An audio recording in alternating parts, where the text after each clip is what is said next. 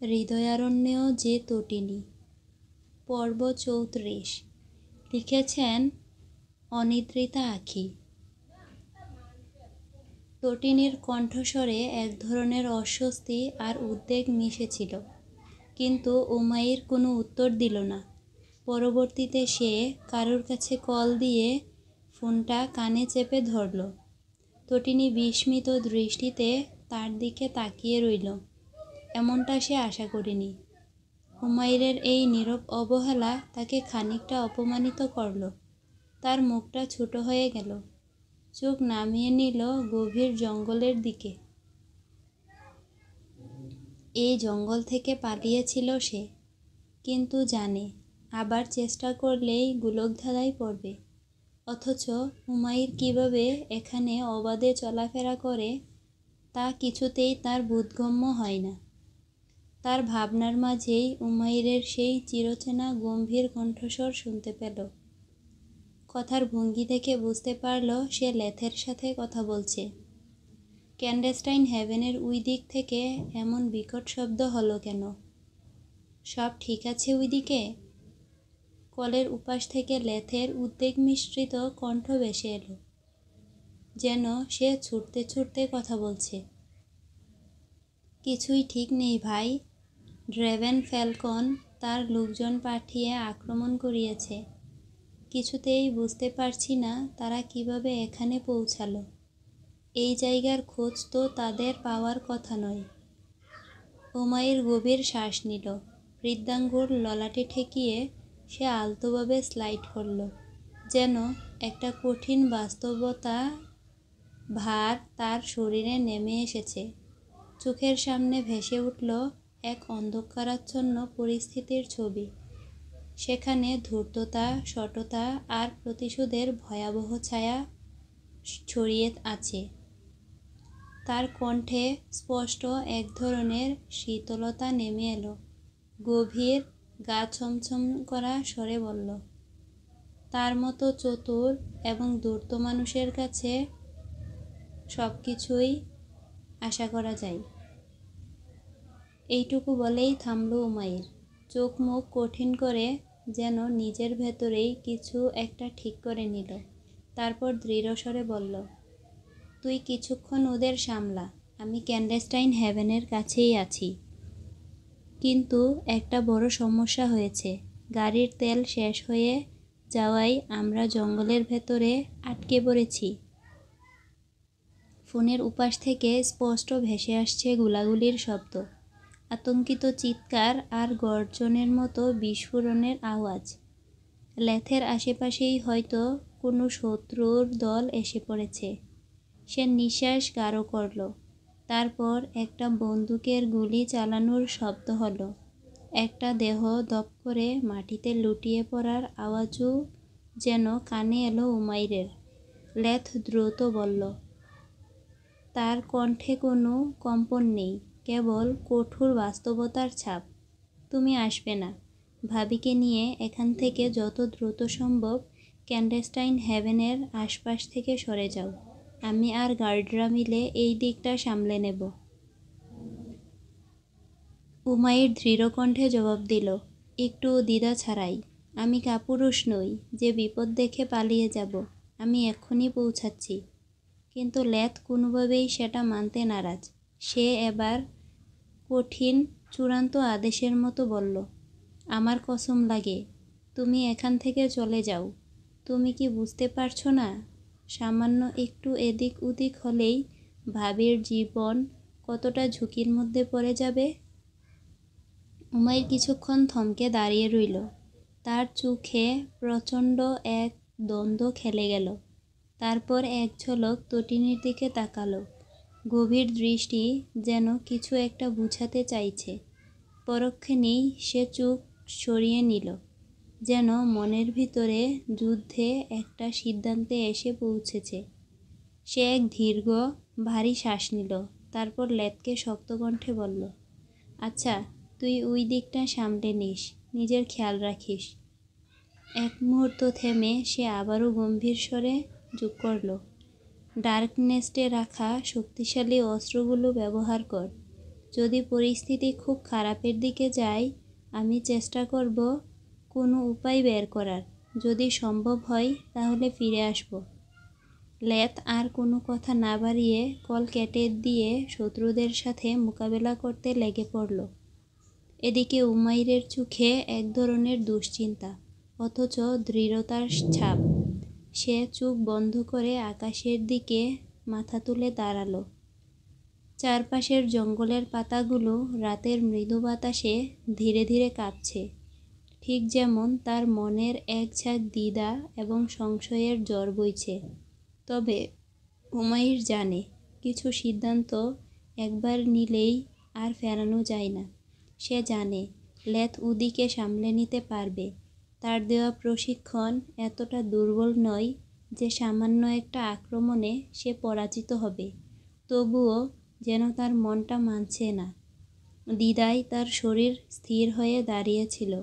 কিন্তু এমন সময় হঠাৎ সে চোখ মেলে তাকায়। দ্রুত গতিতে তার প্যান্টে গুজে রাখা ড্যান ওয়েনসন রিভলভারটা বের করে তটিনীর হাতটা শক্ত করে চেপে ধরল। তটিনী তখন অন্যমনস্কতায় জঙ্গলের রহস্যময় পরিবেশে হারিয়ে গিয়েছিল। বাতাসে পাতা খসখস করার শব্দ, দূর থেকে কোনো রাতজাগা পাখির ডাক, সব কিছু তাকে মোহাচ্ছন্ন করে রেখেছিল। কিন্তু হঠাৎ উমাইরের এমন কাজের জন্য সে স্তম্ভিত হয়ে পড়ল।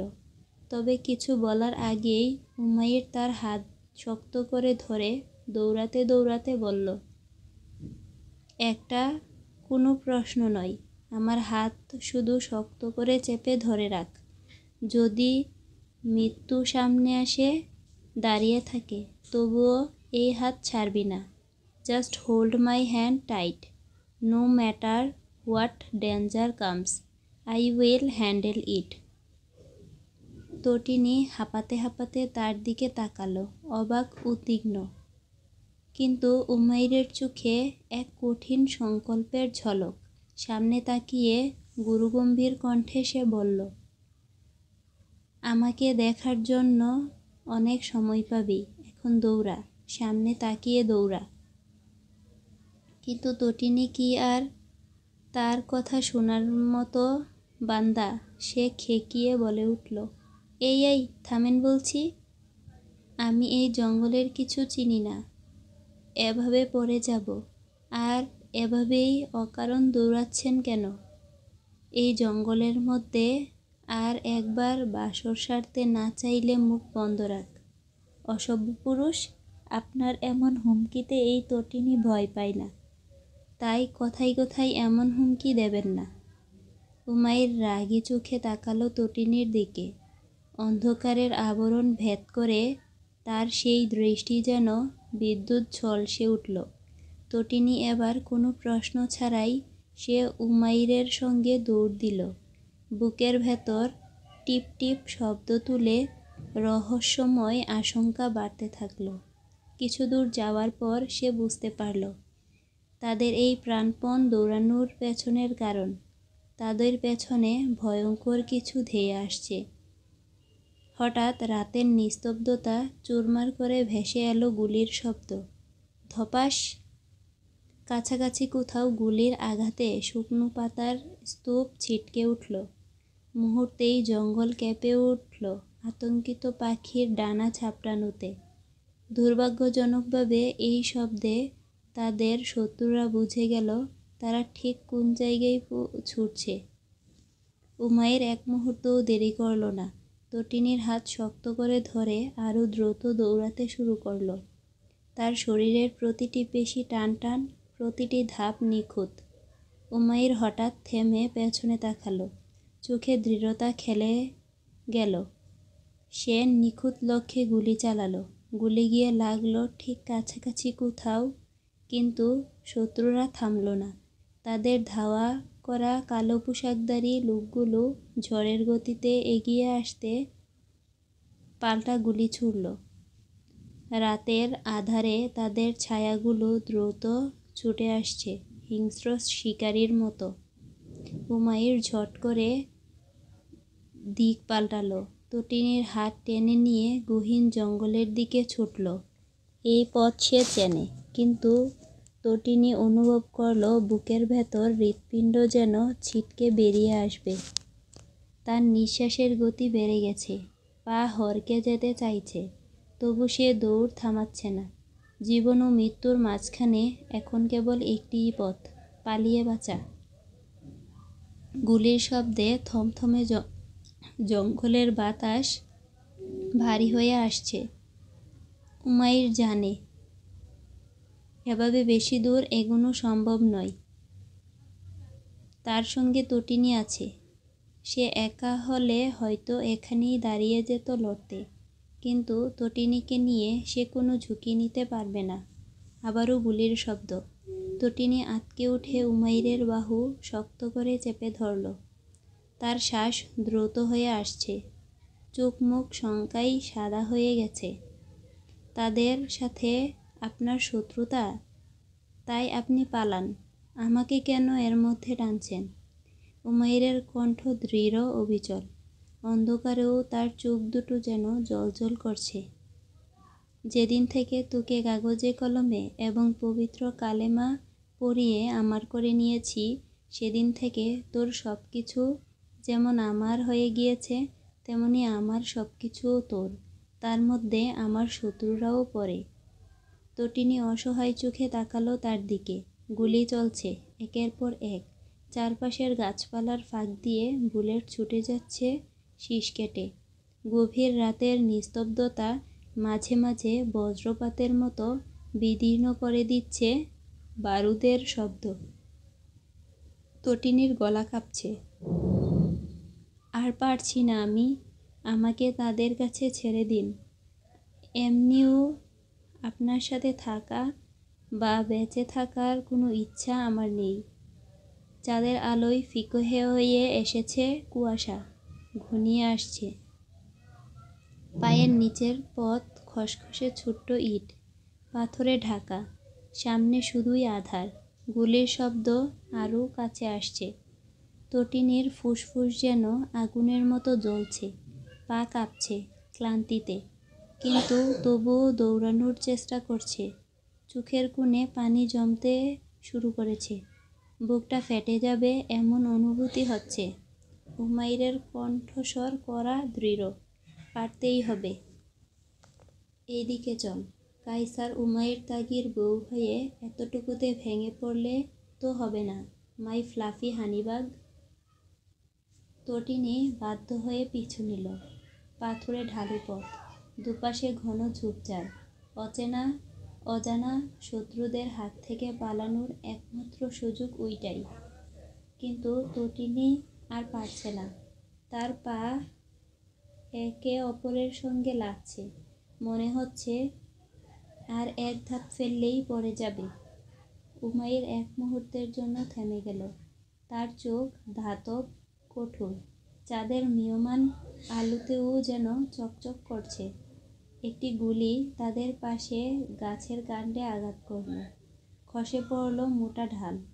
বাতাসে ছড়িয়ে পড়ল পুরা বারুদের গন্ধ। তটিনী আতঙ্কিত শ্বাস ফেলল, শরীর কেঁপে উঠল। বুকের ভেতর কাঁপুনি ছড়িয়ে পড়ল।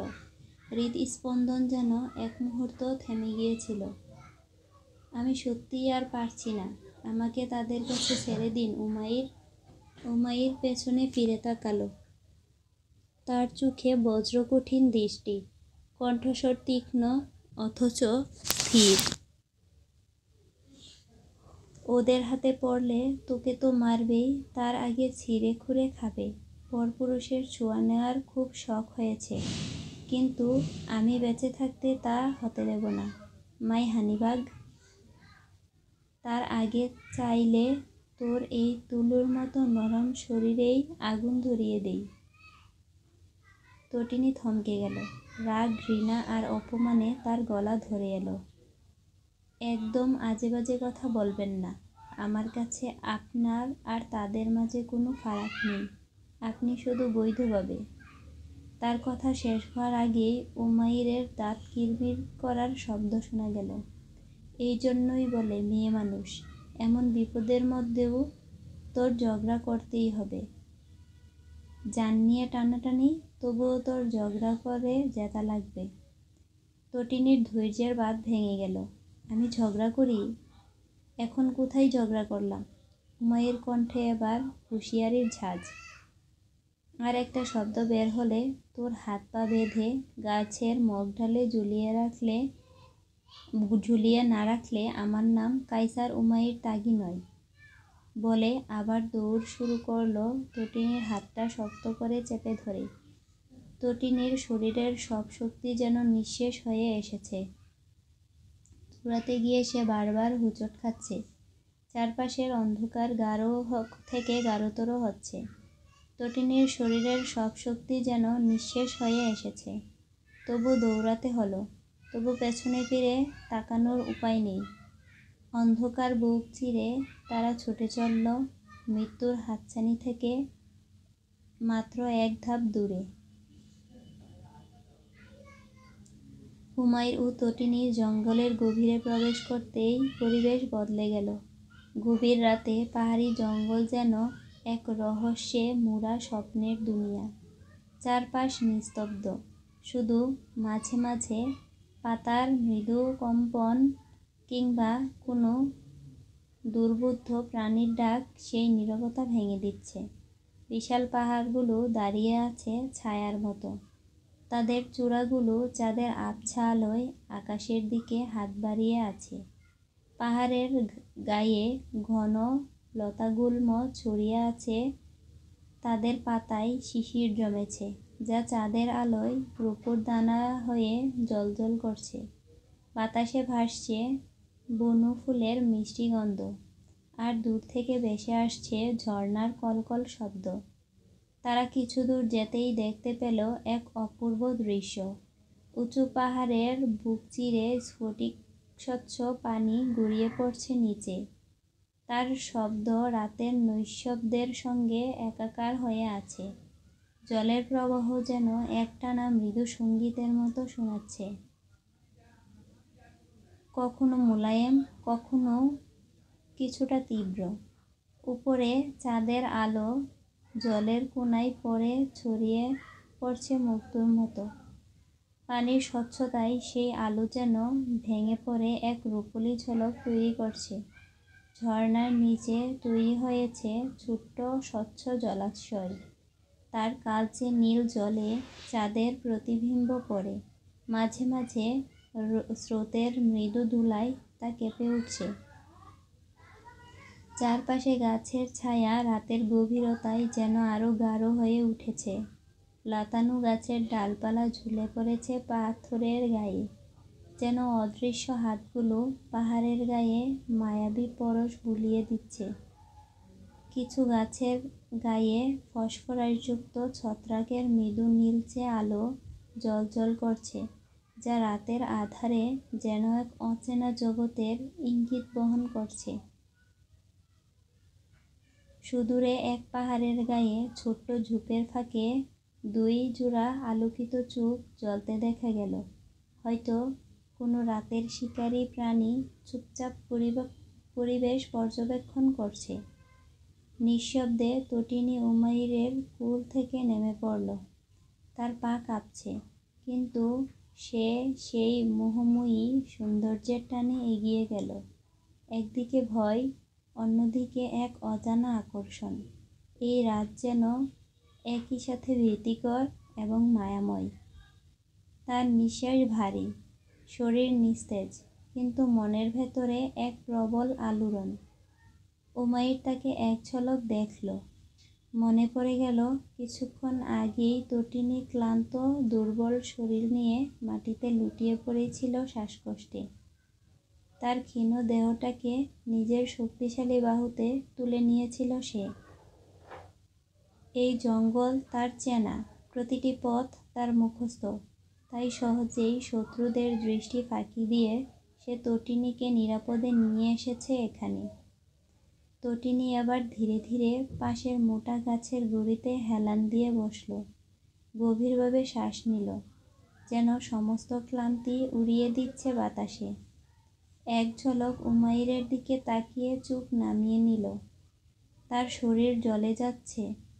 ওড়নাটা ঝোপের কাঁটায় আটকে গেছে দৌড়ানোর সময়, তাই উমাইর সেটা ফেলে দিয়েছে। গুজরাটি গাউনটি ধুলোমাখা, ছেঁড়া ফাটা। জঙ্গলের ভিতর দিয়ে পালানোর সময় শরীরের নানান জায়গায় আঁচড় লেগেছে, ছোট ছোট ক্ষত থেকে রক্ত ঝরছে। উমাইর এক দীর্ঘশ্বাস ফেলে চারপাশটা গভীরভাবে পর্যবেক্ষণ করল। তারপর শুকনো ডালপালা একত্র করে ছোটখাটো একটা কাঠের স্তূপ বানালো। প্যান্টের পকেট থেকে লাইটার বের করলো, সেই ডাবল ফ্রেম লাইটার যা সিগারেট খাওয়ার জন্য সবসময় তার সঙ্গে থাকে। ভাগ্য হয়তো সহায় ছিল, হাত দিয়েই পেয়ে গেল। 1 সেকেন্ডেই আগুন জ্বলতে শুরু করলো। কমলা শিখাগুলো রাতের অন্ধকার ছিন্ন করে আলোকিত করলো আশপাশ। তটিনীর দিকে তাকিয়ে উমাইর নিজের শরীরে জড়ানো সাদা ফরমাল শার্টের বোতাম খুলতে শুরু করলো। একে একে সব বোতাম খুলে শার্টটা খুলে ফেলল সে। তার সুঠাম ফর্সা দেহটা আগুনের আলোয় স্পষ্ট হলো। শার্টটা হাতে নিয়ে এগিয়ে একটা পাথরের ঢালের উপর রাখল। অতঃপর গম্ভীর মুখে তটিনীর দিকে এগিয়ে গেল। তটিনী চোখ তুলে তাকালো উমাইরের দিকে। আগুনের আলোয় তার মুখে খেলা করছে এক অদ্ভুত দৃঢ়তা, আর সেই সঙ্গে এক চিলতে কোমলতা, যে কোমলতা সে কখনো বাইরে প্রকাশ করে না, কেবল কিছু বিশেষ মুহূর্তেই উকি দেয়। তটিনী কিছু বুঝে ওঠার আগেই উমাইর হঠাৎ হ্যাঁচকা টানে তাকে কাঁধে তুলে নিল। বিস্ময়ে শ্বাস বন্ধ হওয়ার উপক্রম হলো তার। উমাইর, এটা কি করছেন? নামান আমাকে। কিন্তু উমাইর কোনো কথাই কানে তুলল না। দীপ্ত পদক্ষেপে এগিয়ে চলল ঝর্ণার নিচের স্বচ্ছ জলাশয়ের দিকে। তটিনীর মনে সন্দেহ জাগল, সে কি সত্যি?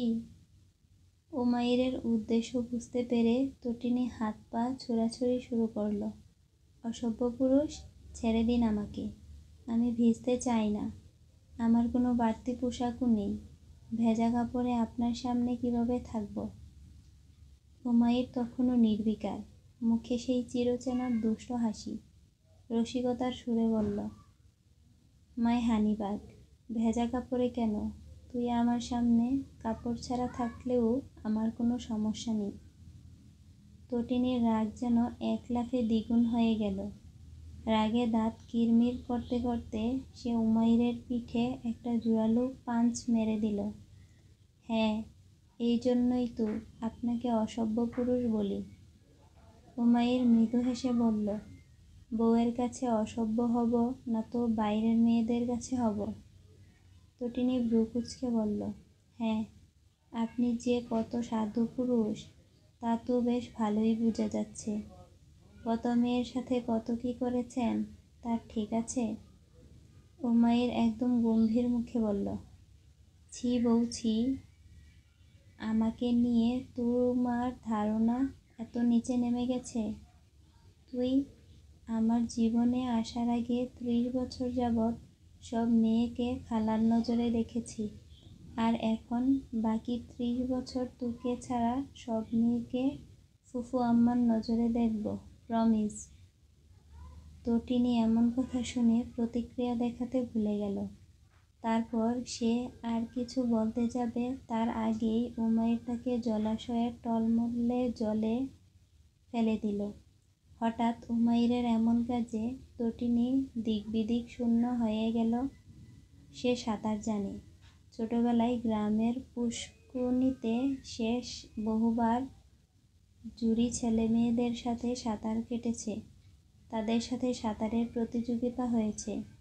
পাজামা ফুলিয়ে বেলুন করে ভেসে বেরিয়েছে সে, আরও কত কি। অথচ আজ এ অচেনা জলাশয়ে পড়তেই সে যেন ভুলে গেল।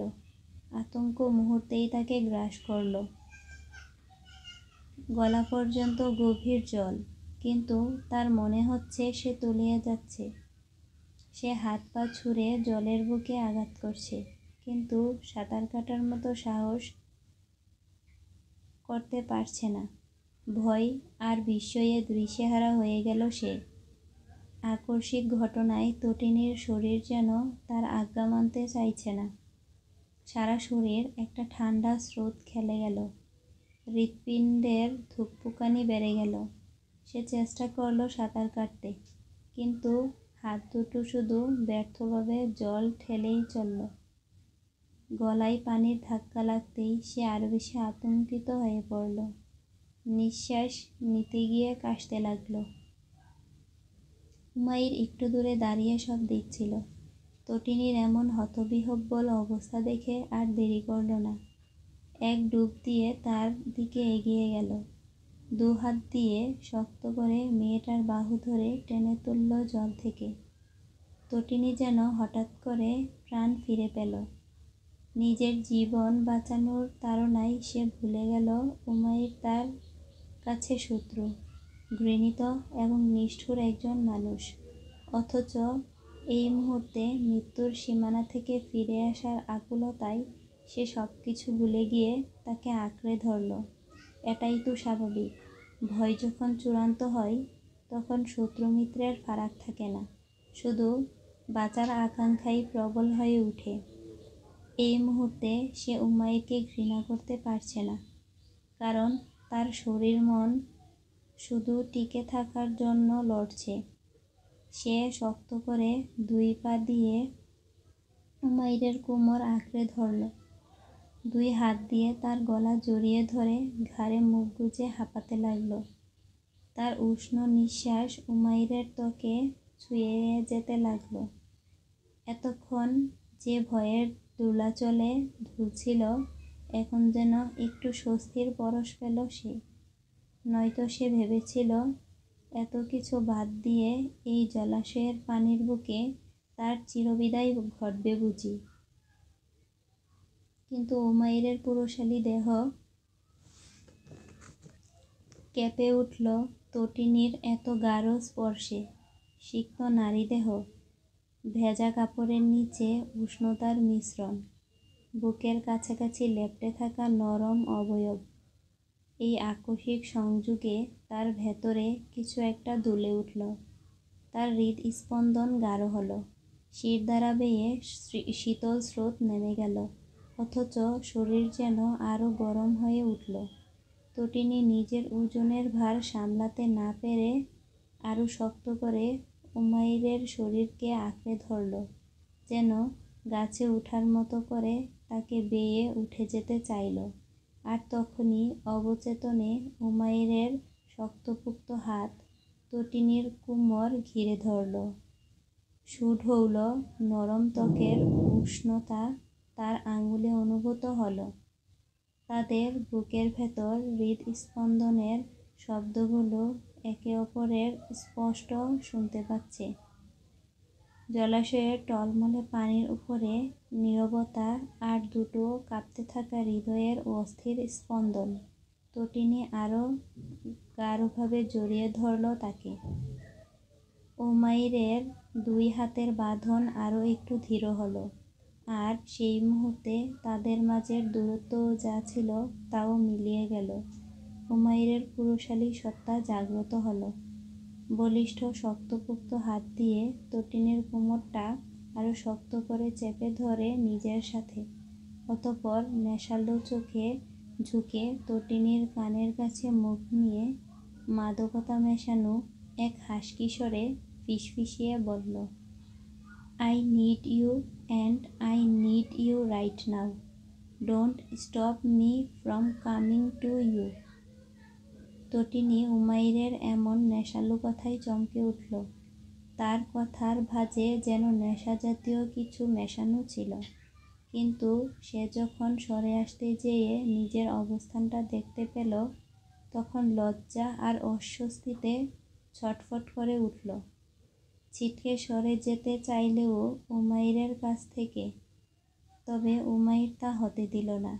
সে একইভাবে সেই নেশালো কণ্ঠে বলল, "নিজের লোভনীয় খাবারের ঘ্রাণ শুকাবে, কিন্তু খেতে দেবে না। এই অবিচার তো আমার সাথে খাটবে না, আর না আমি এই অবিচার মানব। তটিনী উমাইরের দিকে তাকালো, কিন্তু ওই কালোমণির মাদকতা মেশানো চোখের দিকে বেশিক্ষণ তাকিয়ে থাকতে পারল না। তার ভেতরে কেমন হাঁসফাঁস অবস্থা শুরু হয়ে গেল। উমাইরের সাথে ভিজা অবস্থায় এমনভাবে থাকতে সে বলতে চাইল কিছু, কিন্তু কথাগুলো যেন গলার কাছে দলা পাকিয়ে যাচ্ছে। উমাইর দেখল সব কিছু। সে তটিনীর লজ্জায় লালচে মুখ, গলার নিচে সেই তিল দুটো। তটিনী হয়তো কিছু বলতে চেয়েছিল। তার কিঞ্চিত ফাঁক হওয়া উষ্ঠ মুহূর্তের মধ্যেই পিষ্ট হল উমাইরের বলিষ্ঠ ঠোঁটের কাছে। তটিনী কেঁপে উঠল দৃশ্যমান রূপে। শরীরে সর্বশক্তি দিয়ে খামচে ধরল উমাইরের পোশাকহীন বলিষ্ঠ ঘাড়, কাঁধ। জোর খাটিয়ে সরে আসতে চাইল, তবে উমাইরের পুরুষালী শক্তির কাছে তা যেন চুনোপুঁটির ন্যায়। আজ তটিনী তার স্পর্শকে অনুভব করে তার প্রতিটি স্পর্শের কোমলতা। তার বন্ধ আঁখি থেকে অশ্রু গড়ায় এক ফোঁটা, কিন্তু সে নিজেও জানে না এই অশ্রু কিসের জন্য। তার মসৃণ কোমরে উমাইরের শক্তপোক্ত হাত, ওষ্ঠপৃষ্ঠে কোমল স্পর্শে তার দেহ ভেঙে আসতে চাইছে। এতটা অদূরে আর নমনীয় এই স্পর্শ। উমাইর তটিনীর দেওয়া কোমল স্পর্শ বদলায়। সে মাখনের ন্যায় নরম মেয়েলি অধরে হুটহাট আলতো দাঁত বসিয়ে পরমুহূর্তেই আবার গভীর চুম্বনে শুষে নিচ্ছে সবটুকু যন্ত্রণা। তটিনী যন্ত্রণায় ভ্রুজোড়া কুঁচকে এল। এভাবে কিছুক্ষণ চলার পর উমাইর থামল। তারপর তার ওষ্ঠ ছেড়ে তটিনীর গলার নিচের সেই তিল দুটো বৃদ্ধাঙ্গুল বুলিয়ে সেখানে গাঢ়ভাবে চুম্বন এঁকে মুখ তুলতেই তটিনী ধূপ করে নেতিয়ে পড়ল তার বক্ষপটে। মনে হচ্ছে সে জ্ঞান হারাবে। উমাইর যেন তার সর্বশক্তি কেড়ে নিয়েছে। তার এমন অবস্থা দেখে উমাইর এক মুহূর্তের জন্য থেমে গেল। তারপর তটিনীর অবস্থা বুঝতে পেরে রহস্যময় এক হাসি দিয়ে তটিনীকে আরো শক্ত করে চেপে ধরল।